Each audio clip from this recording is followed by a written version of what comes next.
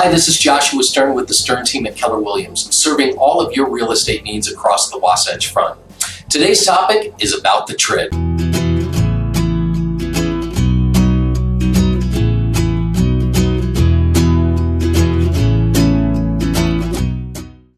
Welcome back to my video blog. Before we get started, I wanted to point out a couple of features on my site. The first one is a home valuation tool. By entering your home's information on this site, you'll get an instant rough valuation based upon comparable homes in your area.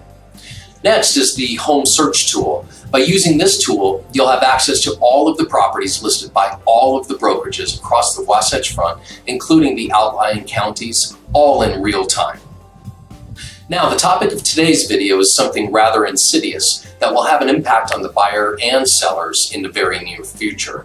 This is called the TRID mortgage disclosure reform.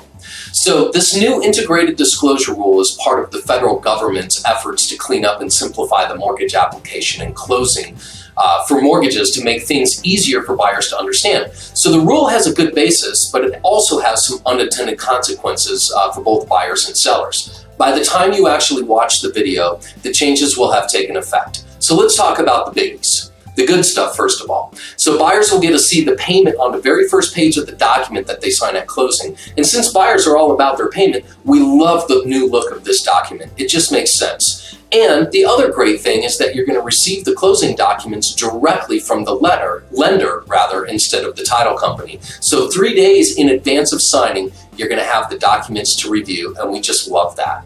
However, there are some unintended consequences. So last minute changes in purchase price, changes in concession amounts by the buyer, including like removal of concession amounts as well, will require a mandatory 3-day redisclosure by the lender. This means you can't change things just before the settlement deadline, just before you purchase your new home. You're going to have to do all of that in advance. So there are a couple of terms that are changing as well, which is going to cause confusion here in Utah. First of all, settlement. And settlement, that word, it was previously defined as, it's previously defined as closing in the Utah real estate purchase contract. It's when the property funds and records. So it's no longer a term used when you go to the title company to sign on all of the documents. Now it refers to when everything has funded and recorded.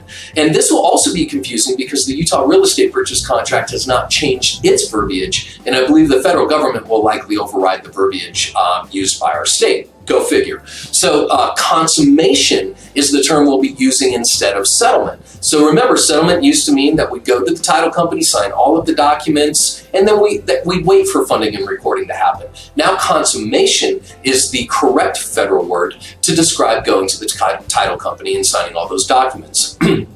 A change in loan type, for example, somebody using a conventional loan and somewhere during the process they change to an FHA loan, will require a new 6-day redisclosure.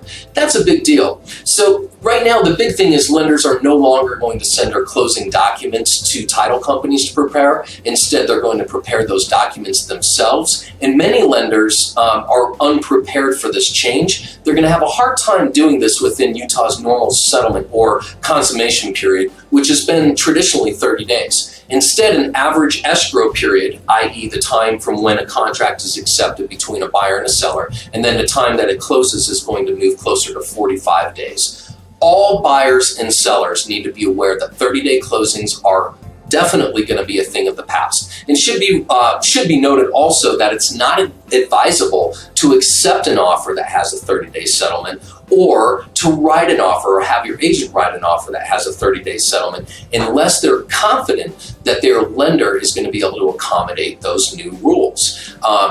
Our preferred vendor, whose link is on the site Veritas, has assured us that they're still going to be able to stick within that 30-day time frame. You can see that link there. And then also, for more information on the TRID and what it is, I've included another link in this blog that you'll be able to use. Thanks again for taking a few minutes to watch this new blog on TRID.